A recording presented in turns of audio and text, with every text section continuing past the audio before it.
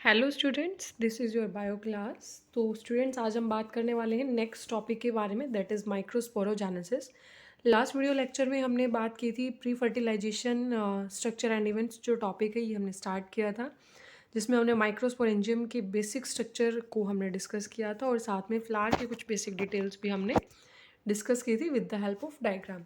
तो चलिए बात करते हैं माइक्रोस्पोरोजेनेसिस क्या होता है। अगर आप सिंपल एक लाइन में इसे समझें तो फॉर्मेशन ऑफ पॉलन ग्रेन्स को ही हम क्या कहते हैं, माइक्रोस्पोरोजेनेसिस। यानी कि जेनेसिस स्टैंड करता है फॉर्मेशन के लिए, formation of microspore. Microspore word हम पॉलन ग्रेन्स के लिए यूज़ कर रहे हैं, तो फॉर्मेशन ऑफ पॉलन ग्रेन्स हमारा क्या रहेगा, माइक्रोस्पोरोजेनेसिस उसे हम कहेंगे। जैसे जैसे एंथर डेवलप करता है, जो सेल्स हैं स्पोरोजिनस टिश्यू की, उनके अंदर मियोटिक डिवीजन स्टार्ट हो जाएगा। और मियोटिक डिवीजन का रिजल्ट हमें पता है 4 सेल्स वहाँ रिजल्टेंट होंगी, तो 4 माइक्रोस्पोर टेट्राड्स यहाँ पर फॉर्मेशन हो जाएगी, 4 माइक्रोस्पोर टेट्राड्स की।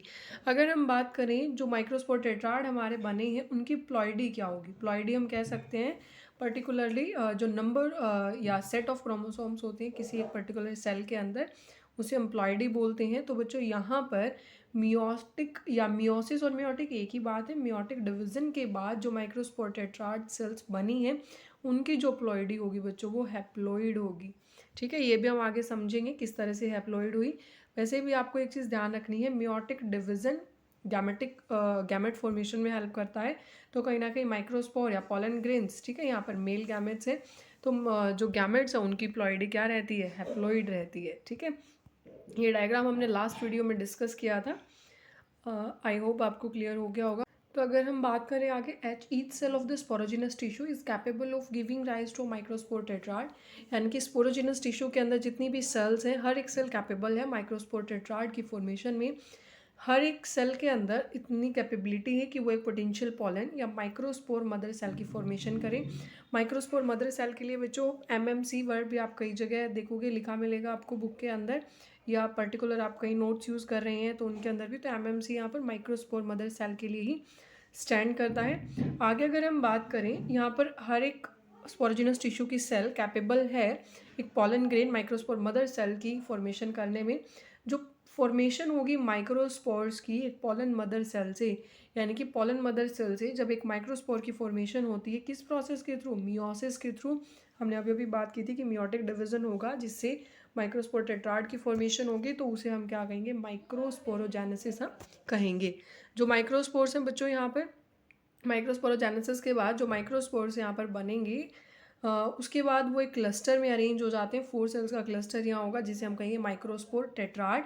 जैसा कि हम डायग्राम में देख सकते हैं, यहाँ पर जो ये फर्स्ट जो ये डायग्राम है, यहाँ पर here you can see 4 microsporangium यहाँ पर प्रेजेंट है जिनके अंदर पॉलन ग्रेन्स की फॉर्मेशन होगी। ओके, तो यहाँ पर अगर हम आगे डिस्कस करें थ्योरेटिकली, जो माइक्रोस्पोर्स, यहाँ माइक्रोस्पोर टेट्राड जिसको हमने कहा वो हमने अभी डायग्राम में देख लिया है।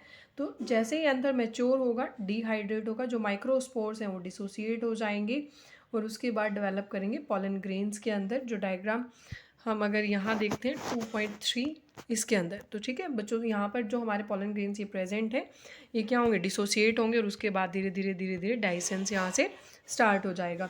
आगे अगर हम बात करें, हर एक माइक्रोस्पोरेंजियम के अंदर, इनसाइड ईच माइक्रोस्पोरेंजियम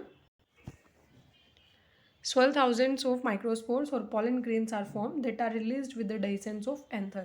तो हम कह सकते हैं कि हर एक माइक्रोस्पोरेंजियम के अंदर बहुत सारे माइक्रोस्पोर्स और पॉलन ग्रेन्स हैं जिनकी फॉर्मेशन होती है और वो रिलीज हो जाते हैं with the dehiscence of anther. जैसे ही एंथर मैच्योर होगा, ठीक है, तो जो उसकी वॉल्स है वो डिसइंटीग्रेट होना शुरू हो जाएंगे और इस तरीके से जो डेहिसेंस है एंथर का वो हो जाएगा और पॉलन ग्रेन्स यहाँ से रिलीज हो जाएंगे, जैसा कि हमने इस डायग्राम में देखा था।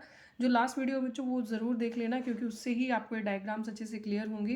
ये इस तरीके से यहाँ से पॉलन ग्रेन्स हमारे रिलीज़ होना स्टार्ट हो जाएंगे।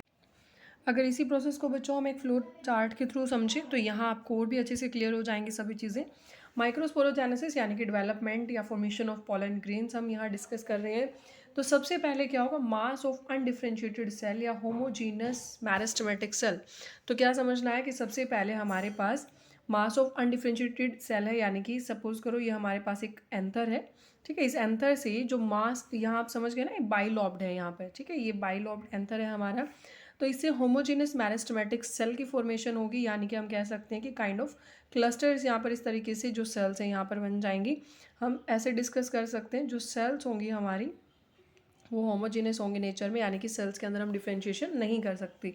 उसके बाद यहाँ से बच्चों होमोजेनियस मेरिस्टेमेटिक सेल के अंदर से आर्केस्पोरियल सेल की फॉर्मेशन हो जाएगी। आर्केस्पोरियल सेल हम ये कह सकते हैं कि जो एक पर्टिकुलर अगर हम बात करें कि जो ये एक सेल है, अब इसका जो न्यूक्लियस है वो प्रोमिनेंट होना शुरू हो जाएगा, जो यहाँ पर साइटोप्लाज्म है वो डेंस यानी कि गाढ़ा होना शुरू हो जाएगा, यानी कि सेल में डिफ्रेंशिएशन आना स्टार्ट हो जाएगा। आफ्टर दैट स्टूडेंट्स क्या होगा, जो ये आर्केस्पोरियल सेल की फॉर्मेशन हुई है इसके अंदर डिवीजन होगा पेरिक्लाइनली। ठीक है, अब दो तरह के डिवीजन होते हैं, one is periclinal, another one is anticlinal. तो पेरिक्लाइनल डिवीजन के अंदर बच्चों क्या होगा, पेरिक्लाइनल डिवीजन आप ऐसे समझ सकते हैं लाइक ये बहुत सारी सेल्स यहाँ पर प्रेजेंट है अगर हम कहें। ठीक है, तो इनके अंदर अगर यहाँ पर ये हमारी बहुत सारी सेल्स हैं, ठीक है 1 2 3 4 इसी तरह से बहुत सारी सेल्स प्रेजेंट है। अगर इस तरीके से यहाँ पर डिवीजन होता है तो उसे हम कहेंगे पेरिक्लाइनल, यानी कि जो सेल्स को दो लेयर्स के अंदर डिवाइड कर दे। ठीक है, जो सेल्स की लेयर को इंक्रीज करे उसे हम क्या कहेंगे, पेरिक्लाइनल डिवीजन। और सेम अगर इसी तरीके से यहाँ पर जो सेल्स हैं वो प्रेजेंट हैं, लेकिन एंटीक्लाइनल में क्या होगा, जो सेल है उसके अंदर इस तरीके से डिवीजन होगा। ठीक है, यानी कि जो नंबर ऑफ सेल्स को इंक्रीज करे वहाँ पर होगा एंटीक्लाइनल डिवीजन। तो यहाँ पर जो हमारी सेल्स प्रेजेंट है यहाँ पर इनके अंदर होगा पेरिक्लाइनल, यानी कि जो हमारी ये सेल है इसके अंदर ऐसे पेरिक्लाइनल डिवीजन यहाँ पर हो जाएगा। एक लेयर हमारी ये होगी, एक लेयर ये होगी।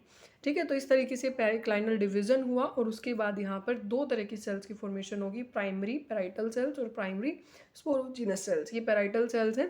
ठीक है, प्राइमरी पेराइटल सेल्स कौन सी होंगी, जो बिलो एपिडर्मिस, तो ये हमारी एपिडर्मिस है।